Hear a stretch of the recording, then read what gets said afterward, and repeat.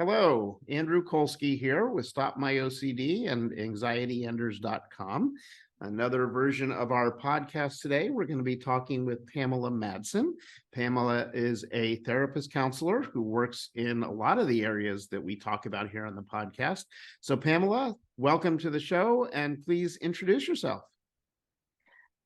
Thank you. I am a licensed professional counselor with my private practice in Buckhead, which is a little district in Atlanta, Georgia.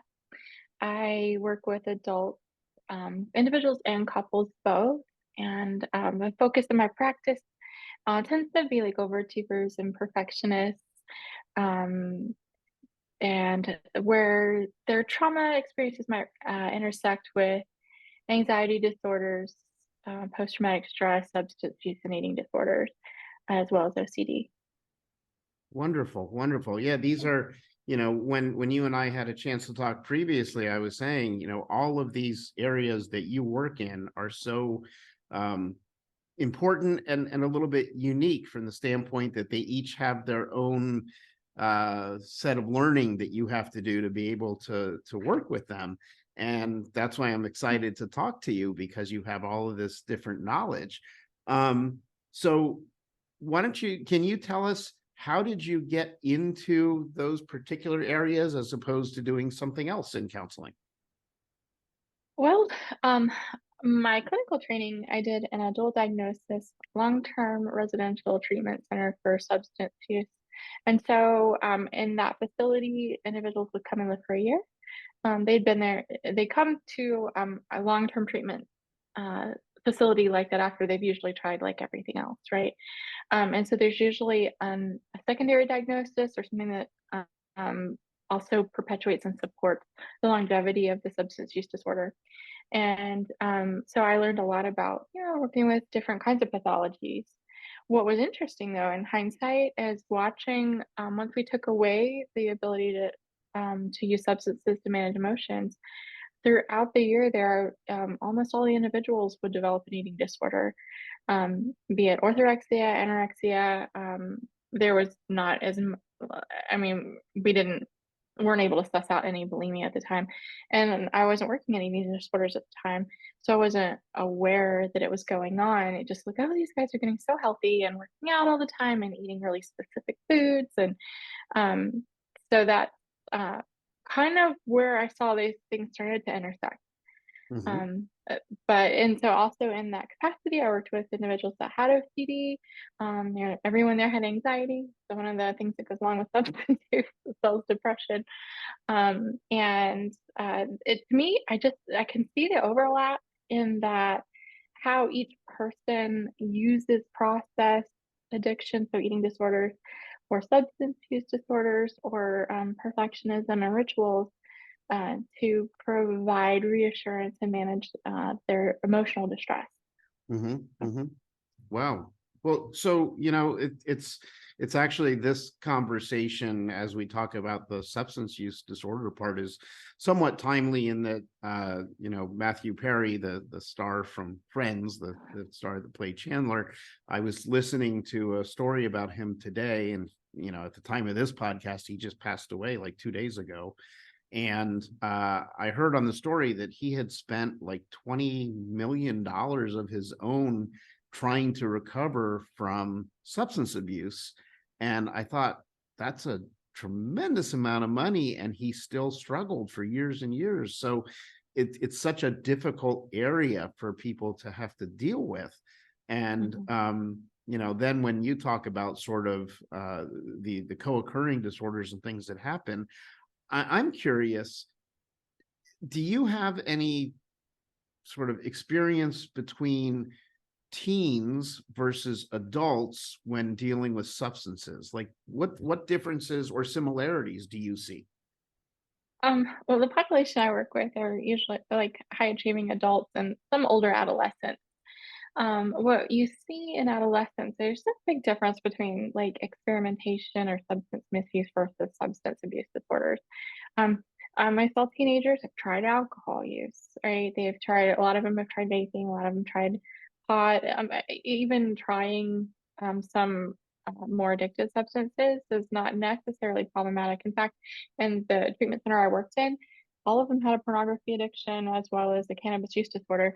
But we weren't really concerned about that because we were dealing with like the heroin use disorder or methamphetamines, which were much more severe substances we needed to target. The acuity was much higher. So, and this is a natural part of treatment. Those addictions would then be treated as well.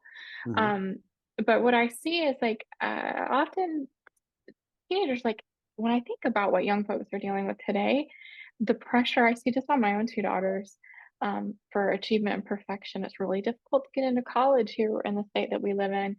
You have to have over 4.0. Like, that's pretty significant pressure for a young person. Um, Parents are often like dealing with a lot of their own issues, Mhm. a lot of concerns that surround the family a lot of times.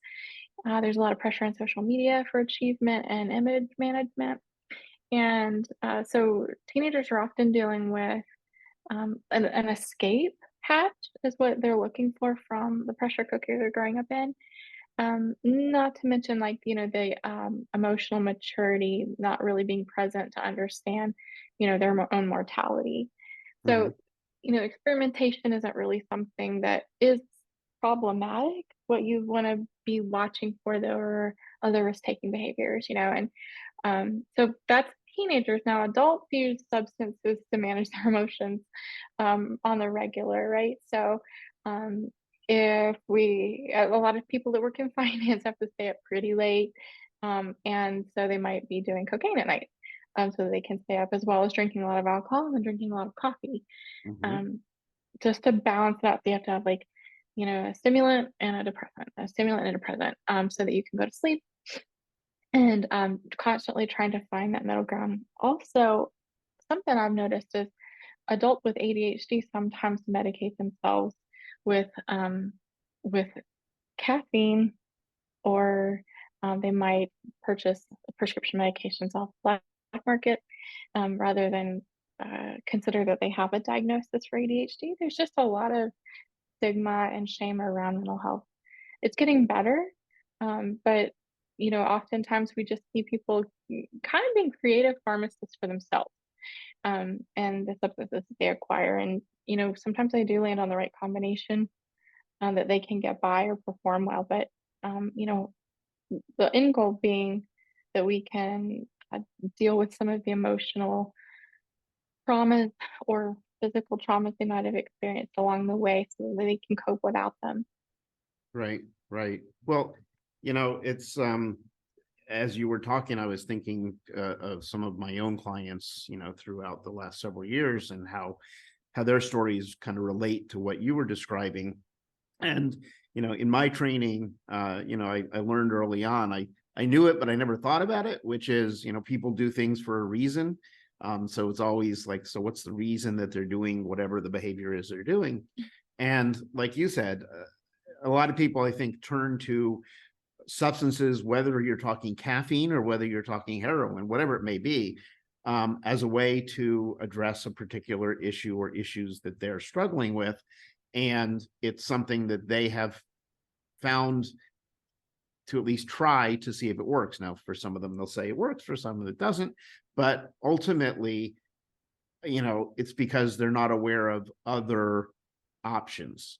And so then that turns into potentially addictions. It can turn into eating disorders. It can turn into all sorts of things. So, um, you know, and related to the teens, I do see those who experiment, and then I see those who are, maybe they've got, major depression, maybe they've got, some serious issues that are untreated, and then they do their best to treat it with marijuana or alcohol or whatever it may be that they can get their hands on, and then it just doesn't work for them. So I certainly can appreciate what you're saying there.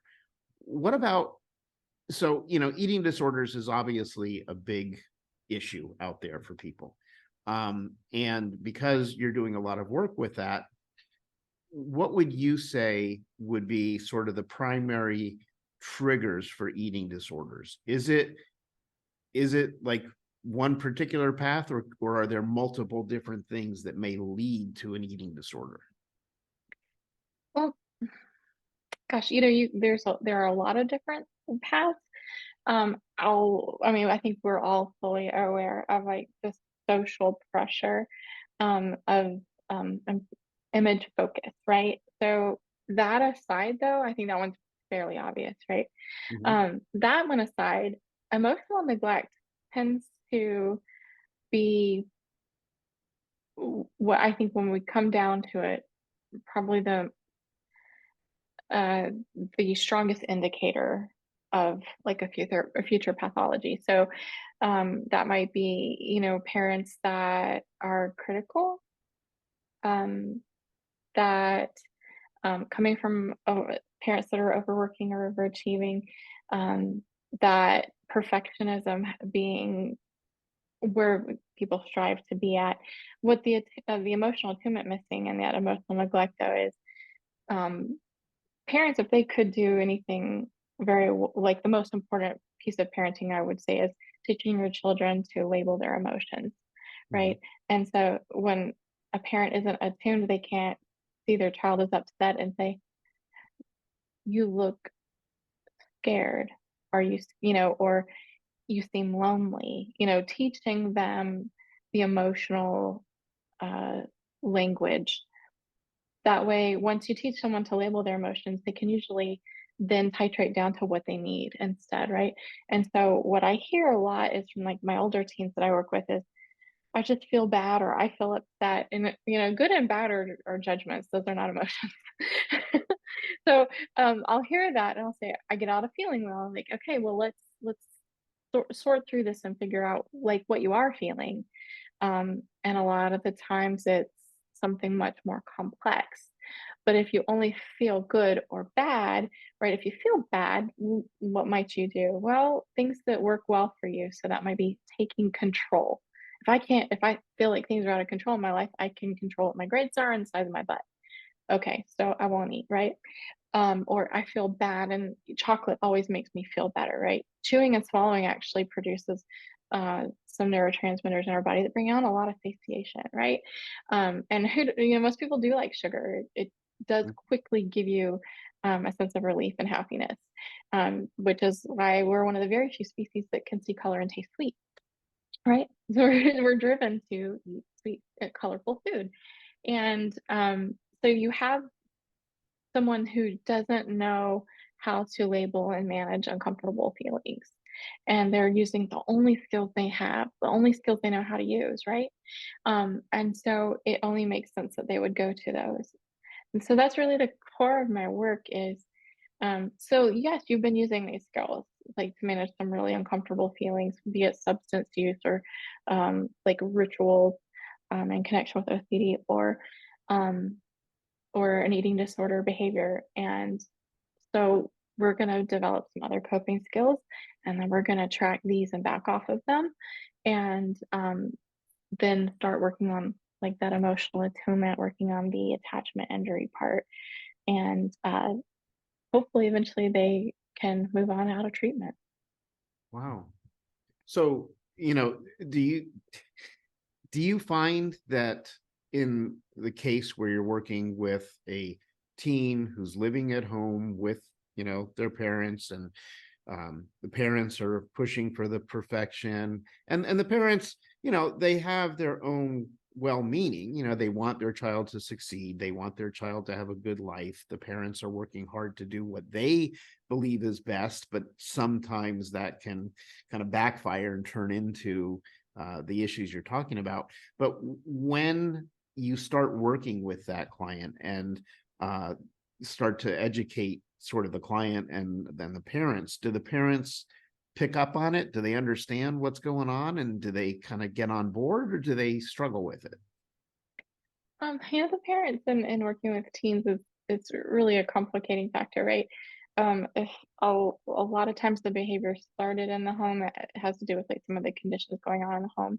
Maybe a parent has OCD themselves, or eating disorder, behavior, and diet culture being promoted within the family is pretty common. It's almost in every household. So we have to do some education of the parents. I encourage them to read books like Health at Every Size by Linda Bacon or Intuitive Eating, and connect them with some family supportive resources so they can learn about how they can support their child's recovery Mhm. from eating disorders. It's sometimes have to refer them to individual therapy as well, including parents, and treatment with teens is really the key to their recovery. You can't solve that for an hour or two a week.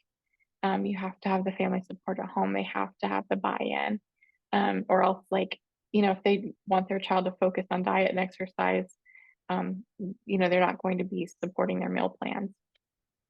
So there's that piece of it.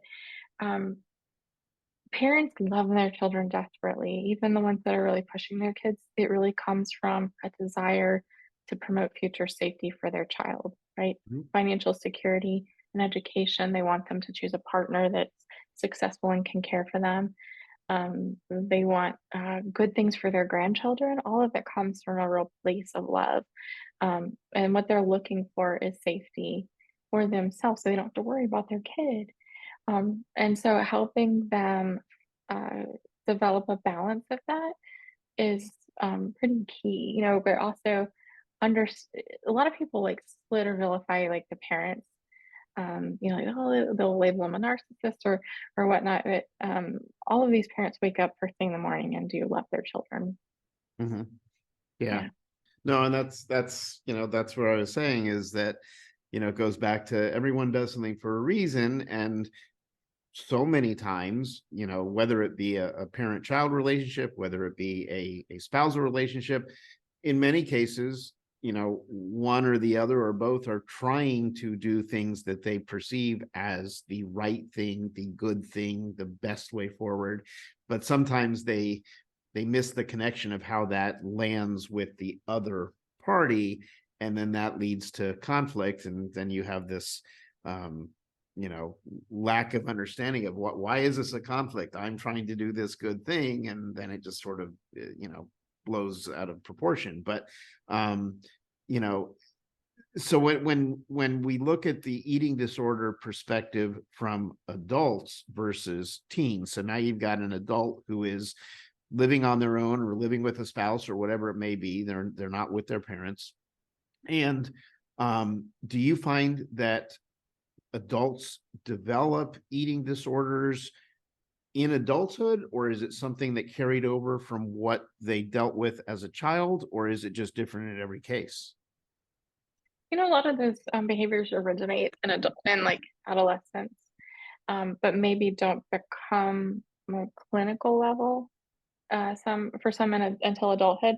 That's one of the most fascinating pieces in my work is like anorexia or bulimia that develops into like a clinical level in midlife as what feels out of control for those individuals at that point. The common thread I see is often like they're the adult children of parents that had a substance use or personality disorder, and their years of people pleasing uh, really came to turn against themselves in desperate ways to try to control the relationships around them. Um, those are probably like my favorite. If we had to pick a favorite kind of client to work with, because they are so capable on the day-to-day life, right? So nobody knows what's going on inside, and it's really difficult to build trust with them, right? They don't necessarily want to give up eating disorders, but your health really deteriorates pretty quickly when you're not getting proper nutrition at that point in the life cycle. Um, Mhm. So, so when people come to you, do they come to you specifically because of an eating disorder, or do they come to you because there's something else going on, and then it turns out that an eating disorder is part of it? well, that's changed now that I specialize in eating disorders. I get a lot of people who are seeking it out. However, how I came to treat eating disorders it was a little bit different. I was the focus of my work is and has always been working with um, the adult children of parents with personality disorders like cluster B, so narcissistic and borderline personality disorder specifically. And so in that work, these individuals have experienced a great deal of emotional abuse. And I noticed a trend is that the most of the adults in my caseload had mild substance use, they would describe it as, and then a history in adolescence of eating disorders, but they would say they're in recovery. And so I was a young clinician, and I said, gosh, I'm not going to work with eating disorders. And I'm glad none of my clients have them, but they used to. So I should get informed about what to look for in case they start to come out of remission. And I know what to look for and who to refer to. And so I started learning about them. And then I realized like almost all of my clients had one still. They had just changed. They were maybe not binging and purging anymore, but they were using like perfect eating behaviors and overexercise as an addiction. And so I had or intermittent fasting, things like that, that give them like a false sense of control. And that was really kind of like a moment for me when I realized, oh, if I'm doing this work, I need to know what I'm doing. The risk of mortality is the highest. The risk of suicidal attempts is the highest in eating disorders. So yeah, so I was like, gosh, if I'm doing this, I need to do it well. And it's so similar to substance use and process disorders, like or process addictions that I could just see the overlap. I see the picture, I see where they line up.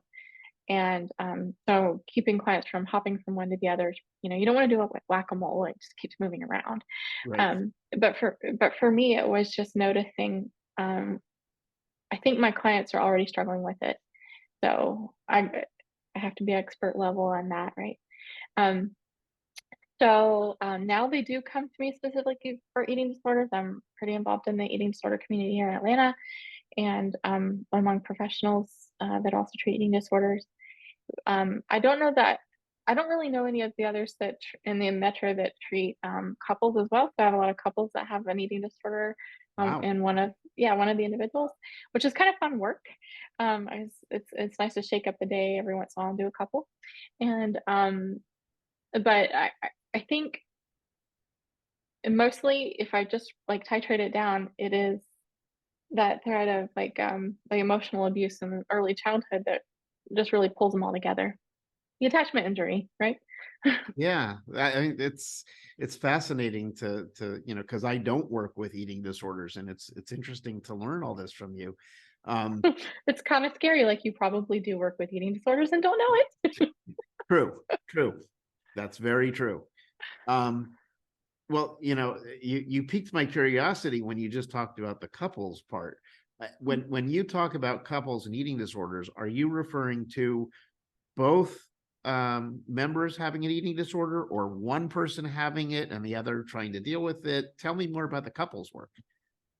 Well, I have not had a situation where both members would uh, disclose eating disorder behavior. I've had a few situations where one with substance use, someone has an eating disorder. I see that happen. So, and again, it's a coping skill, right?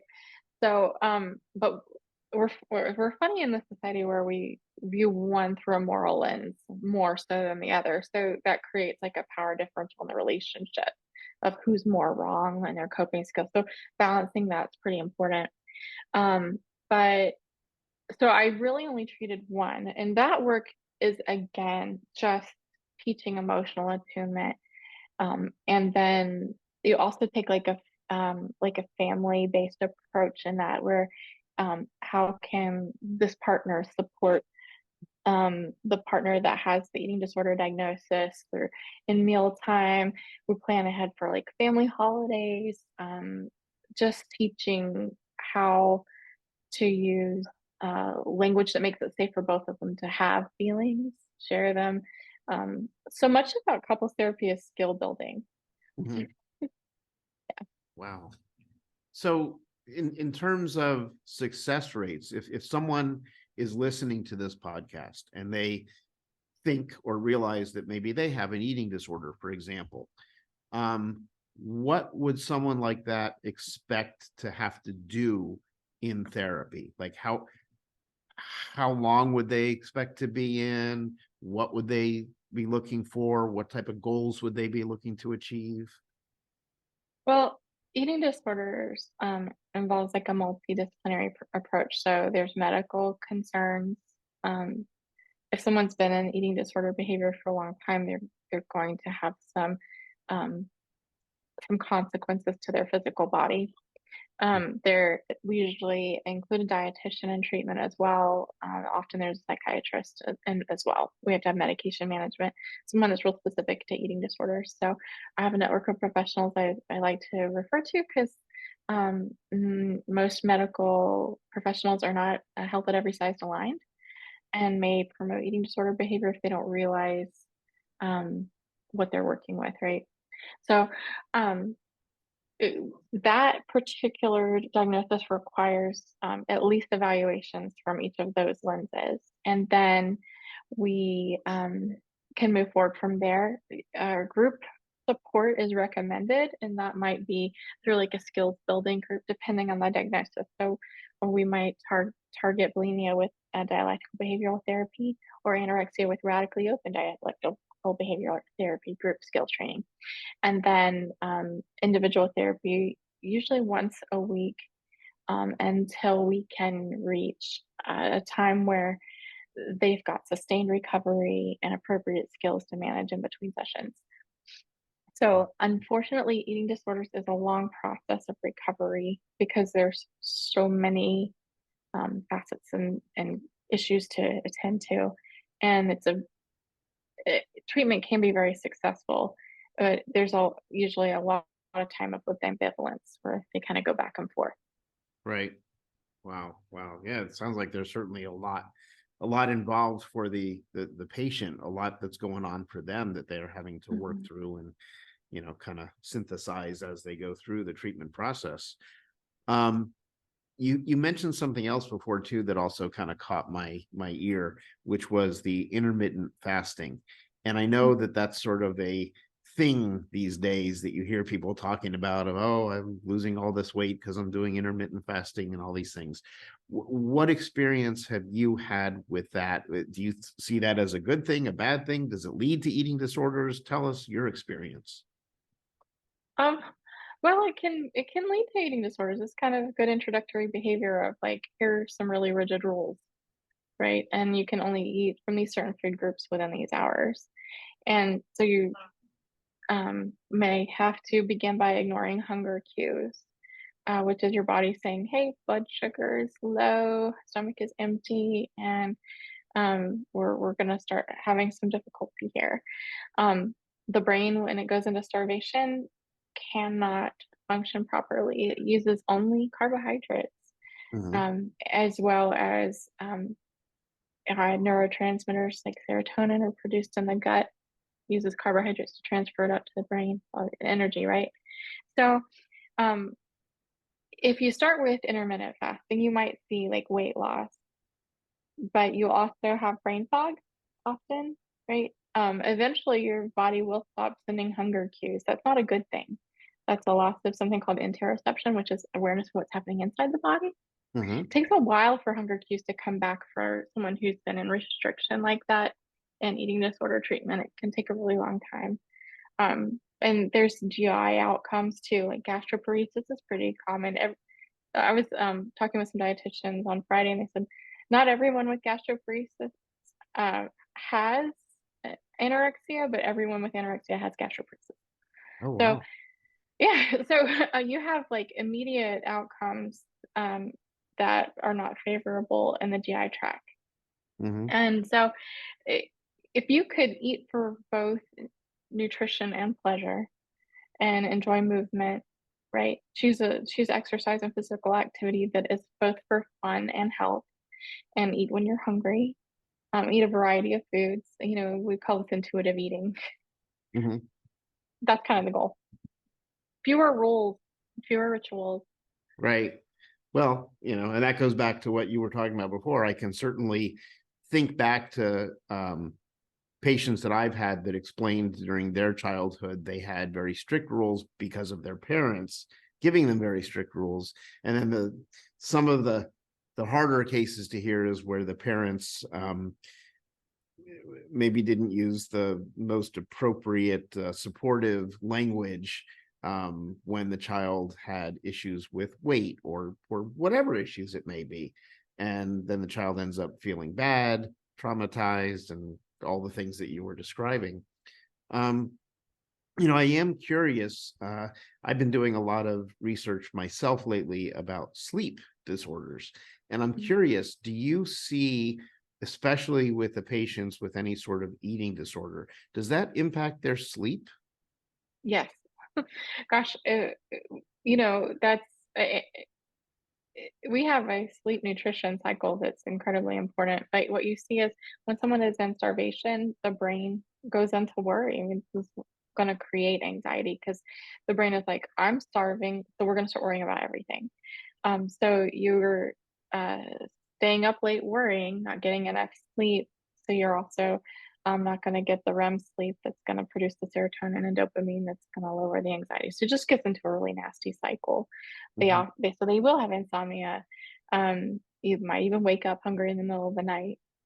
Um, they're also going to be lethargic during the day. Blood sugar is low, and so you're not going to have the energy to like complete regular tasks. You might even fall asleep during the daytime. So it's going to impact like every facet of life. Right, right. Wow. So, one other area that I want to make sure that I cover, and you talked about it a little bit, but tell me more about when do you, in your practice, when do you see OCD, and how does that impact the types of patients that you work with? I see OCD. There's components of it in particularly anorexia. In fact, if we give like an assessment like Y-box assessment, usually comes back with a clinical recommendation. So, however, that is not um, the most important diagnosis to address. If we have substance use and eating disorders at play, we start with the primary diagnosis Mhm. and the principal diagnosis. So you might have also major depressive disorder and OCD. Those are not going to have the same lethality that the first two would, and so we address those first. But I see like a lot of body repetitive behavior. So we have like trichotillomania, so their hair pulling out or skin picking as a ritual. And they might even incorporate that into like their binge approach. They might binge, go and pluck their eyebrow hairs to do the first level of the ritual, and then purge, and then go and brush their teeth and do a beauty routine afterward.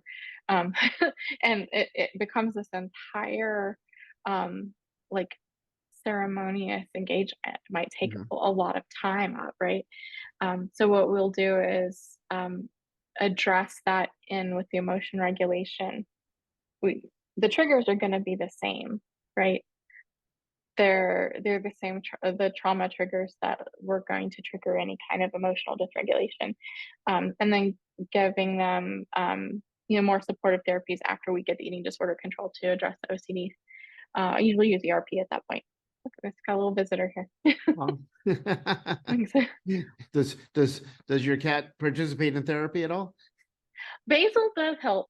He's really good looking. Yeah, I'm not surprised he tried to get up here. Or yeah, I have a few cats, and they always if when I do telehealth from home, everyone always likes to see them. Oh, okay. Yeah. Yeah, he would Animals. make a great therapy cat if I would take him into the office. He's just very loving. See, that's the thing. I think animals provide a lot of beneficial support, especially for people with anxiety disorders and things like that. Um, I have a cat of my own, but my initial thought was to raise her as a therapy cat. But you never know a cat's personality until they mature, and she's kind of like, yeah, you can hold me for 15, 20 seconds, but then I'm out of here. So she didn't fit the bill. Isn't Uh, that the way it works? Yeah, we yeah. have a few cats, and one had acquired just for this bought a breed for temperament that would make a great therapy cat, and he is the worst. it's definitely an emotionally neglectful relationship from him. He does not like us. Um, well, he just shows it in different ways. But this little guy was like I bottle fed him as a foster kitten, and Mhm. like so he's just very human centered. He'd make a great one. I haven't adapted my office for that yet. Right, right. Wow. Well, so, I think there's one important question that I want to make sure that I ask you, which is we're talking a lot about eating disorders and a lot of different ages of folks who might have it and why and all that. But if someone is watching this video and they think that they may have an eating disorder, or they think that a friend or family member may have an eating disorder, can you share with us a list of what types of things should someone be thinking about or looking at to try and determine whether they should seek help for an eating disorder? Well, if there's an individual that sees some of these behaviors in themselves and worries that they are out of control in their relationship with food, that would be we're probably like the greatest indicator. If you can see it in yourself, um, reaching out to any trusted adult, or a close friend. If you're a teen in high school or preteen, you can reach out to the school counselor. They can connect you with resources and help you in sharing that information with your parents. That would be pretty helpful, actually, to have someone who's knowledgeable having that difficult conversation. If you're an adult that's experiencing these, you can get help for yourself. There's a lot of national organizations that have free support groups like NEDA, NEDA, and MEDA, MEDA, Mhm. as well as some other information networks. Uh, if you Google eating disorders or support groups, you're bound to find them nearby. Um, if you're noticing these in a loved one, you can start by sharing your concerns with them. You'd want to easiest way to have that conversation is to ask for consent first. So, like, hey, I'm concerned about you. Would it be okay if we talk about this? And then share with them what you notice. Like, if they're recently lost a lot of weight, it's going to be hard because a lot of people are going to be complimenting them and to reinforce those behaviors, right? Is that, oh, you look great. You've never looked better. And so it might create some dissonance for that person to hear also that maybe it's not so great, Mhm. especially if they don't want to give up those behaviors because they're serving them pretty well in managing their emotions in some ways. Right. So, just coming from a place of compassion and curiosity instead of judgment is usually your best bet. Wow. Yeah, no, that's so important, that compassionate approach, because a person's not going to feel comfortable opening up to you or responding to any inquiries if they feel that they're being judged or you're not coming from a compassionate place. Um, so would it be, I guess it would be sort of a, um, I'm trying to figure out how to phrase it. It would be unfair to say that someone with an eating disorder would typically present as overweight or underweight. Is it also true that people with eating disorders can present as, an average weight? Yes. In fact, you can find uh, individuals that are in larger bodies that are also experiencing anorexia nervosa. It's not necessary. Yeah, it's not. Body size isn't the greatest indicator, but what you will notice is like a focus on food or an avoidance of eating with other people, or eating the same meal every day. A lot of rules or rituals around food. They may wear a lot of baggy clothes. Instead, you wouldn't necessarily notice always a great reduction in weight, but body size is not the indicator that we look for anymore. Wow. Yeah, and I think that's so important because, you can see someone who physically doesn't appear to have anything going on from an eating disorder perspective, but they can very much have an eating disorder. So, but that's why we do these podcasts and all, is to share this information with people so that they learn about this and they know what to look for, and to, you know, learn to avoid stereotypes and focus more on, reality and factual information. So I appreciate you sharing all of that. Um, you know, So we've had an opportunity to talk about a lot of things here, and it sounds like you do great work and you've got a lot of experience with what you do. So if somebody wanted to contact you, do you have a website, or how would they find you? Yeah, they can reach out through my website, which is See Change Psychotherapy, SEA Change Psychotherapy.com. And you can reach out through self-schedule on our website. You can call into our office. You can fill out a form online to have me give you a call back. I have a group practice and I support other clinicians in learning about eating disorders and substance use and working with couples. So I'm also involved in the community. So I'm always involved with the International Association of Eating Disorder Professionals here in Atlanta chapter. I'm on the board. And so I'm always attending community events and CEs for anyone in the profession that wants to learn about it as well. Mhm. Okay, so you treat people just in the office or online? Do you treat people all across the state of Georgia, or where do you Mhm. practice?